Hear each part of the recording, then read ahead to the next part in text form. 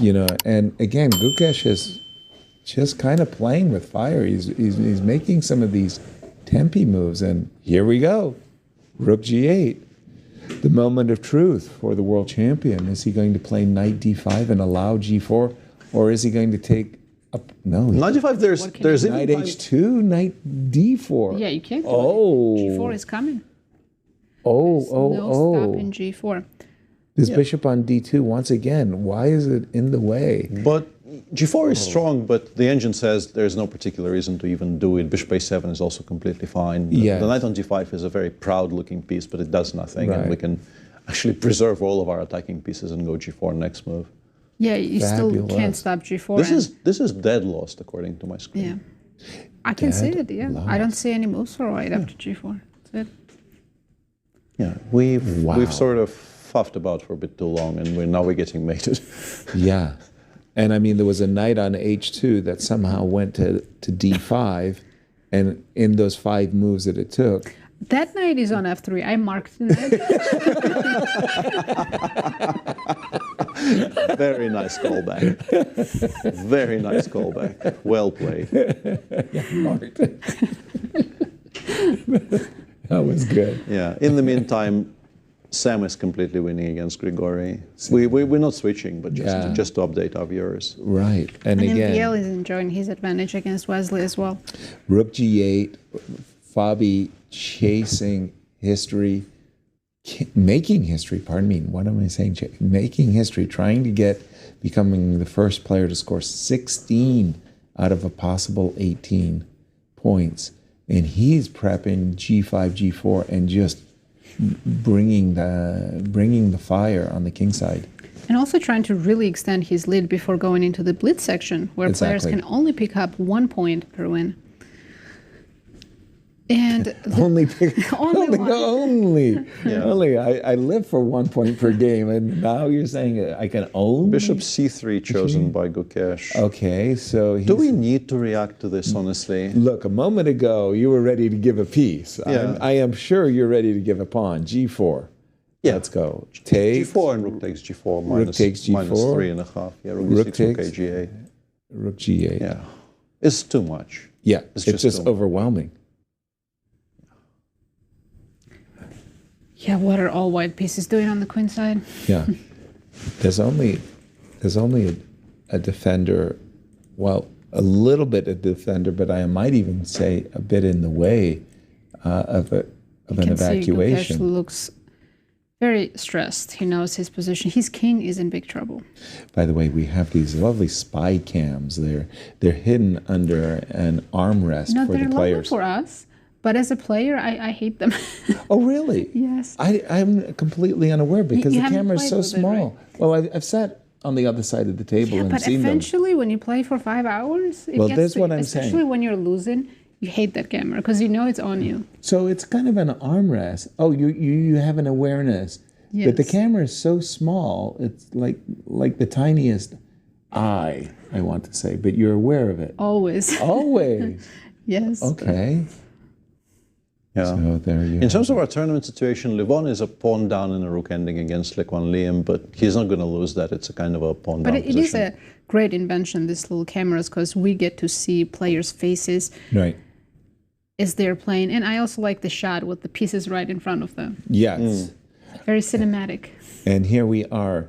We've just seen the move bishop c3, and Fabi is considering to play the move g4, which we, thanks to the help of our engines, know it's committal, but if it wins, and you don't want to waste any time protecting anything. Like if you can already start giving mate, why?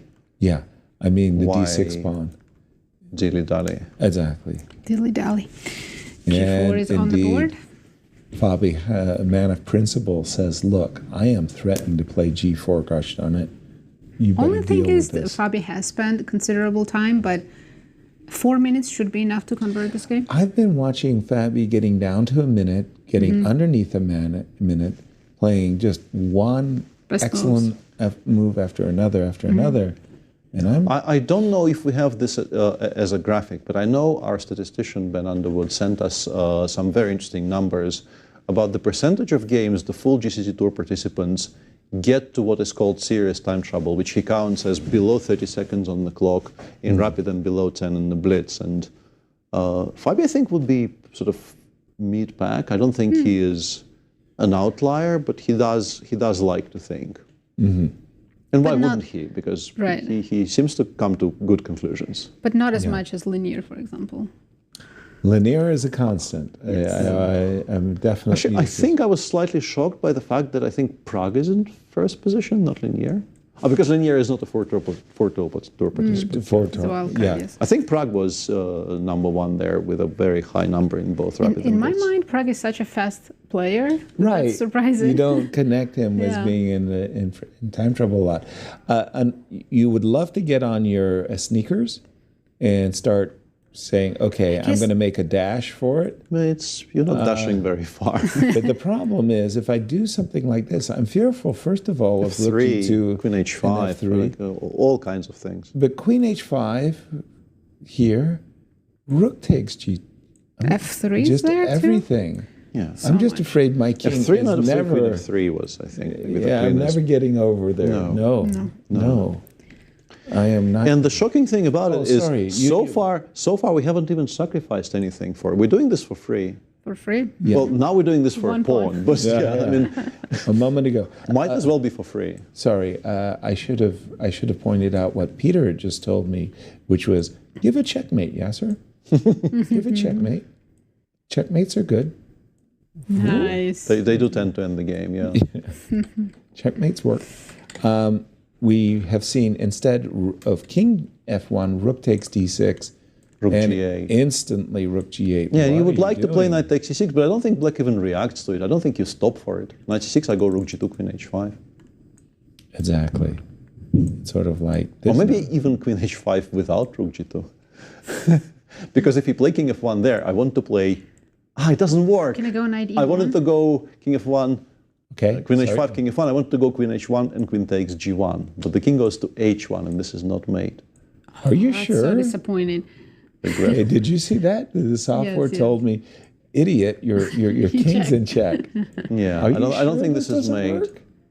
But where's the... You just need F3 in the F3, end. right? Yes, and rook h1. Yeah. Does it still work? No, rook e1. Sorry.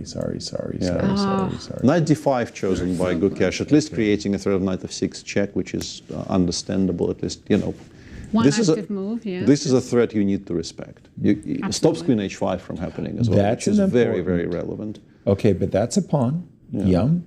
Now I'm attacking without a pawn.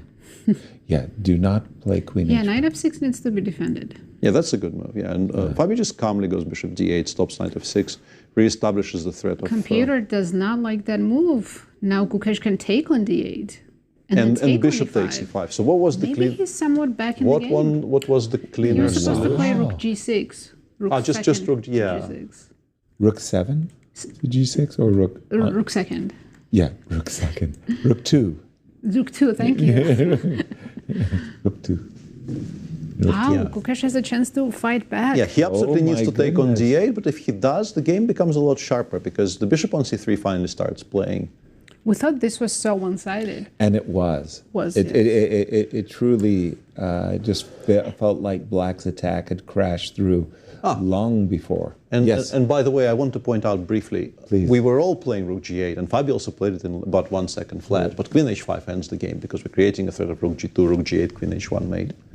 This is no longer in time. He was +6. Yeah, this is already gone. Yeah. I think maybe he thought knight h2, but then like everything is suddenly winning. Yeah.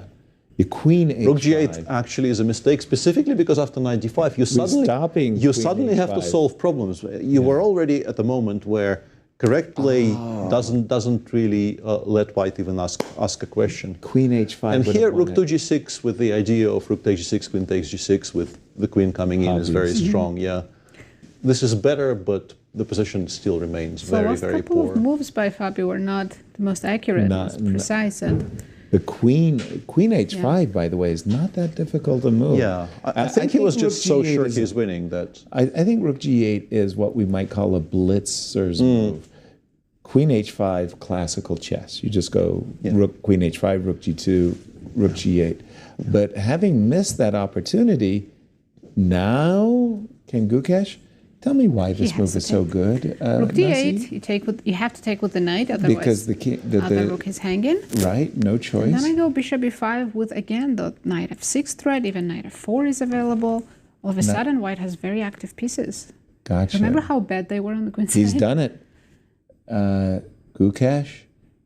He's done all the best moves. Bishop e5 on the board. Recognizing that he might and have actually, unless Fabi plays knight d7, he's worse. He does play knight e7 though, because it's a very natural thing. You have to stop knight f6 check, and the knight on c5 wasn't really doing very much. And you desperately want to play queen h5 and queen h1 mate, so you don't want to bring the rook back. This is still very, very difficult to play. Yeah, for white king is still not happy. Maybe king e1 and start running. King a.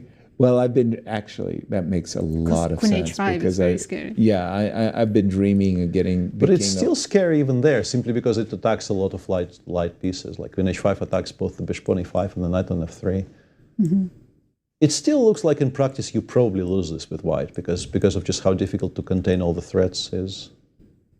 But look, sometimes, what do we say? Necessity is the mother of invention. Sometimes you just have to be.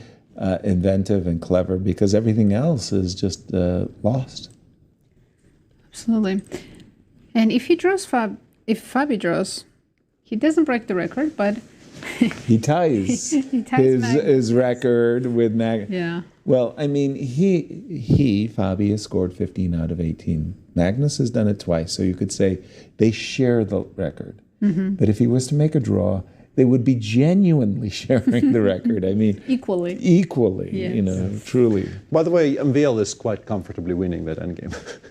I said it wasn't without its venom, and he's just very comfortably winning it. Wow. Yeah. This is the current position, and the simplest way is just to take on f6, go bishop e2, and the difference in king activity is so massive. We just take in h6 pawn? We just pick up on h6 and win.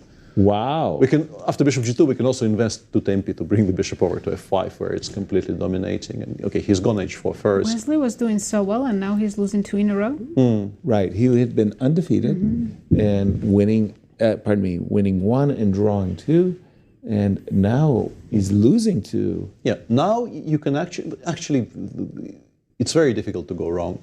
For a second there, it looked like the evaluation dropped, but this is also completely winning because Black gets into a lot of zugzwangs here. I'm also hearing that Vaughn is in big trouble. Player who is in clear second place. Let's check. Wow, he's losing in that rook end game, which we thought was a draw, but maybe not as easy. What a huge majority on the king side White has. No, this is easy, actually. Now it looks quite easy, right? Yes. He's even going to win the c pawn. Oh, we've got rook a3. Yeah, I think he's winning the c pawn. We've also got rook c7 to a7, and then because our rook is behind the pawn, we can once we've doubled on the 7th, we can do the nasty things like what f4. A surprising last round. What is going on? Sorry, apologies. I'm going to stay with Gukesh and Fabi, but yeah, crazy things. And do we have knight d7 on the board? Yes, and Gukesh has been thinking. He's down to his last minute and 25 seconds. Yeah, Fabi is actually in control on the clock now, which is a bit surprising. He's been behind for the vast majority of the game. Right. Yeah. Best line is King E1, and he did play it. Very nicely done.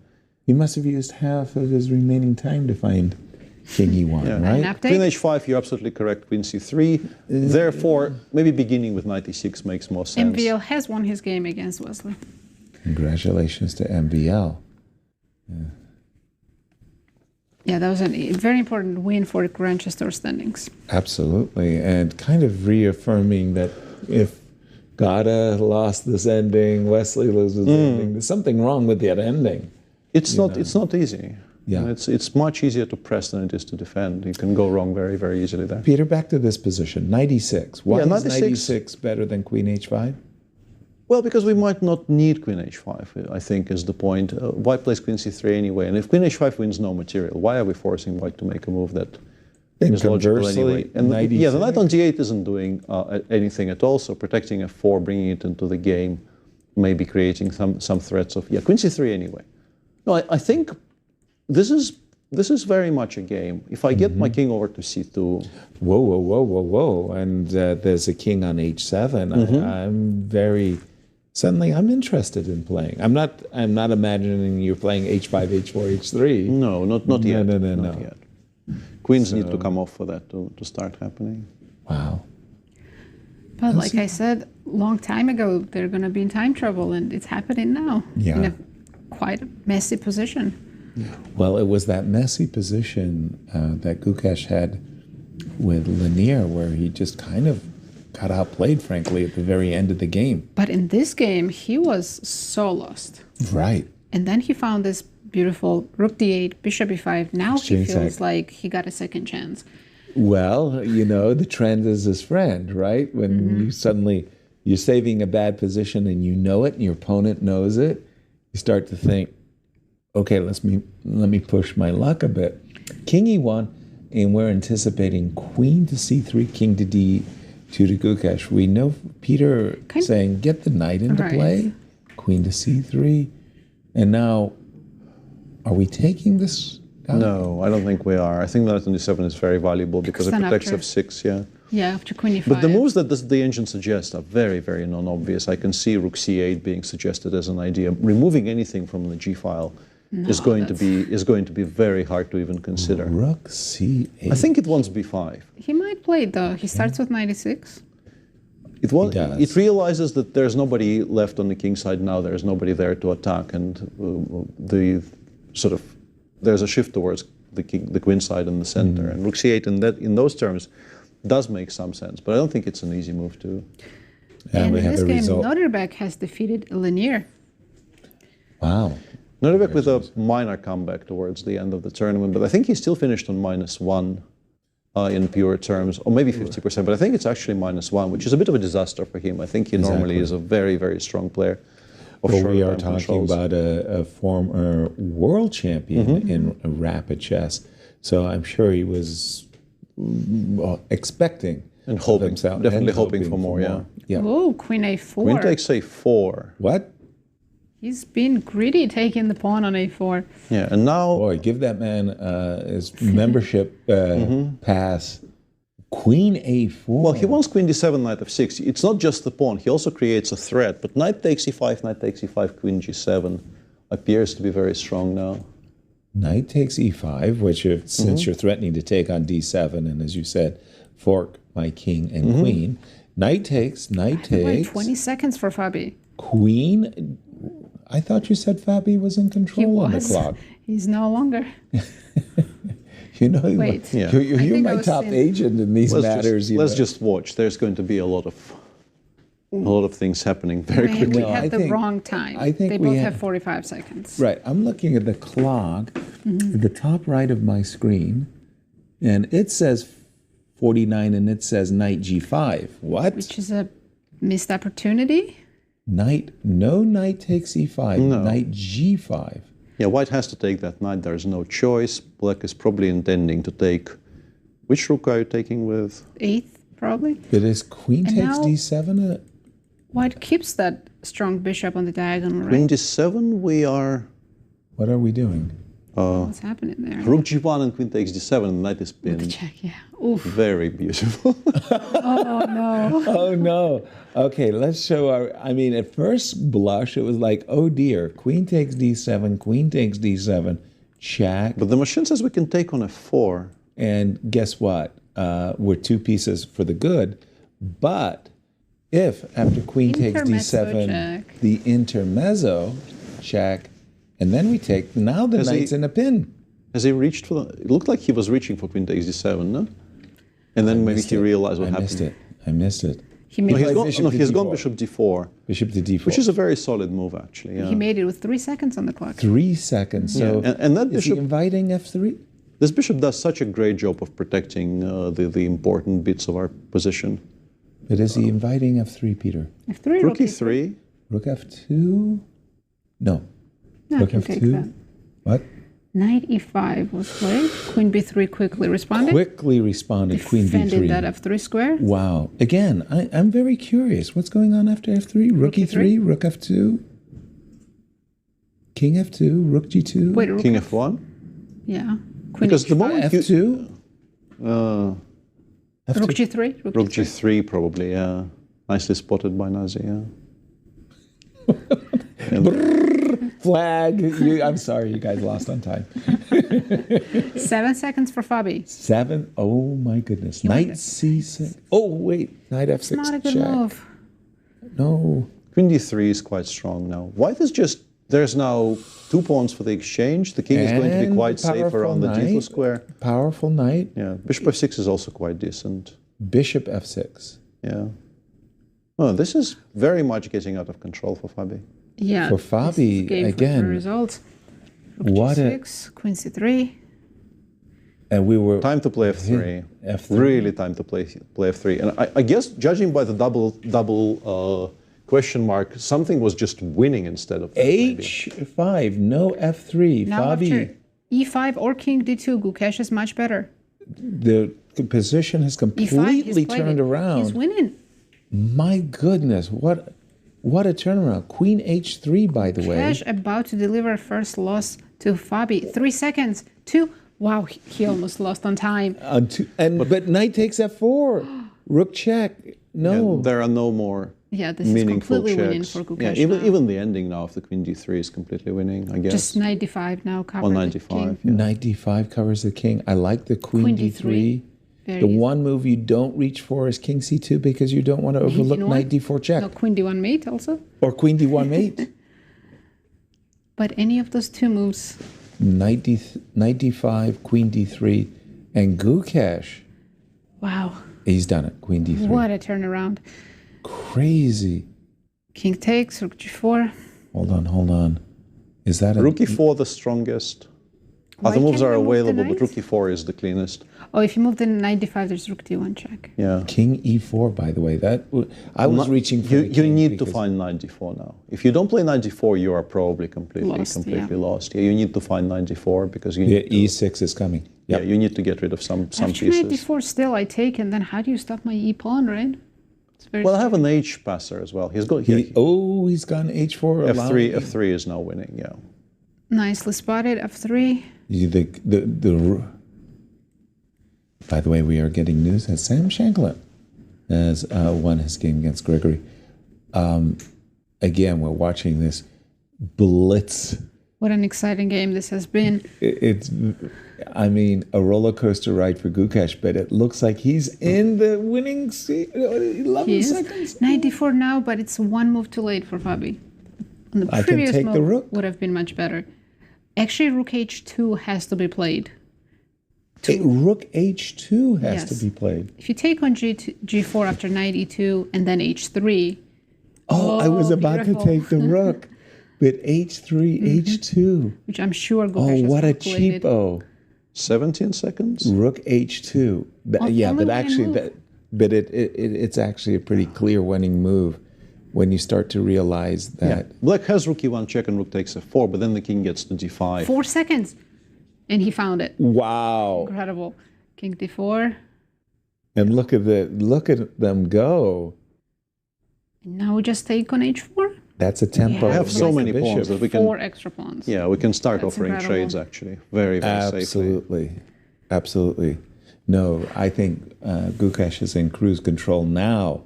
And for Fabi, what a missed opportunity. Queen H5. It was -6. On the spot. Yeah, and he still had about maybe 4 or 5 minutes at the time. Yeah, he just thought Rook G8 was winning very, very easily. Exactly. I think that's what happened there. He definitely got lulled to sleep. Rook D1 check, King C5. King E6 King E6 as well, yeah. King C5. I'm thinking you anchored the bishop. Rook DD4. If he sees Rook DD4, it becomes a bit interesting again because we do pick up the pawn on C4 and we have some checks. Yeah, I was about to say, I was just ready to clamp everything down. Play bishop F6. He has missed his opportunity for rook on D1 possibly his to last D4. Chance, yes. Attacks the bishop. It was the old double attack. He's missed it, and now Gukesh is back in cruise control. B3, King B6. This is now a technical conversion. Yeah, just connect everything and start. B3, King B6, and so on. Exactly. But still, time trouble. Wow. anything can happen, but... I think I just found myself holding my breath and gasping for air. Yes. Everything happened just so quickly. Yeah, defibrillator. I like this last move, rook h7. Good move, as he's looking to... Rook a1 does allow you to get something for the b7 pawn, but the resulting position is still completely lost because white just has too many pawns, soldiers on the board. Yeah. Wow. Yeah. I'm catching my breath. Rook a1, as you said, I mean, sell yourself as dearly as you can. And the hope is a3, rook b3, but even that probably is completely lost. Right, but yeah, take on b7, push b4, and got 3 passed pawns. Yep. This is by a the very way, nice endgame. And escorted by the king. That's also a very important point. I mean, we gotta give props to Gukesh. He was in such lost position, and he never gave up. And resilience. We couldn't imagine he'd be winning this game. No, not at all. Rook c2. These are one of those where you kind of shadow. So you're going to try to attack my c pawn. I'll play rook c7, wait for you to double, and then play king to b5, or even 5 seconds. Rook c7 played. Best move. Nice play by Gukesh, our world champion. Rook c3, king b5. Do you go to b5 or d4? b5. B5, away from checks, yeah. Although now that you mentioned king d4, it didn't even cross my mind. It was possible, yeah. Yeah, that it was possible, yeah. Do we push yet? No, because then we would lose b4, right? I'm thinking king a4. Bishop e7 is hard to play. Yeah, why the angel suggests playing bishop a7 and letting go of the pawn on e5. That's but not I a think human move. Yeah, I don't think people do that. King a4, c5? I don't like king a4. Maybe he is feeling a bit shaky. It's still completely winning, but now he will be forced to play bishop e7, which is maybe good news for him. Because he's forced to do it. Yeah, now. because it becomes easier for him. Put the bishop on c5 and start pushing. It's just impossible to touch this. Like it's a completely unbreakable box, with the bishop on c5. Mm-hmm.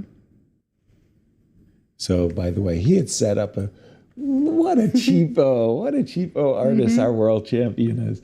He was ready for bishop to g7 and snaring the rook by a skewer. Is this now he wants king c6? I think it is, because there is no way to give up a rook for a bishop and a pawn without losing the resulting rook ending, and therefore they're just like, white can take as long as they want, right? But you're still going to eventually start making progress. This construction will start moving towards the back rank. Maybe bishop g7 now, and we can finally start pushing the c pawn. That makes life a lot easier, doesn't it? Mm-hmm. Rook b3. I guess you can push, because if you double, rook d4 check. Rook d4 check. I love that. Put the rook behind it's a good construction. The pawn, and then c6 goes. It was funny how he was forced to go bishop e7. I found the winning maneuver such by force. For Fabi, though. Yeah, I mean, he forced his opponent into the right. He was playing a perfect game up until rook ag8, and that would have been the record, and also a massive lead before the blitz portion. He's still going to be in clear first. Because Levon lost. Levon will draw. Levon will draw. Who has won? It was Wesley lost. I apologize. It was Wesley who has lost, yes. Yeah. Rook d4 check. So he'll have a 1-point lead over Levon now, instead of a 3-point lead. Mm-hmm.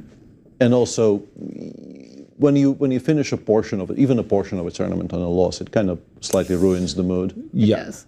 And especially a game like this where he's completely when you know that you were c6. Let's go. c6, bishop d4, bishop c5. Yeah. Nice. You can't even touch any of these pieces. This is such a sturdy construction. Yeah, black king cannot come closer. Yeah. It's cut off so nicely. Yeah. Very good technique by Gukesh in the endgame. Ooh. For Fabi having so many regrets. He's played such a nice game through the first 30-odd moves, maybe more, that he was playing. And set up this beautiful winning attack and just misfired with Did we play bishop d4? Because I don't want to be yeah. pinned with rook d3. gaining a tempo doesn't hurt. Sure. Yeah, I don't. And now bishop d4, I assume. Yep. Yeah.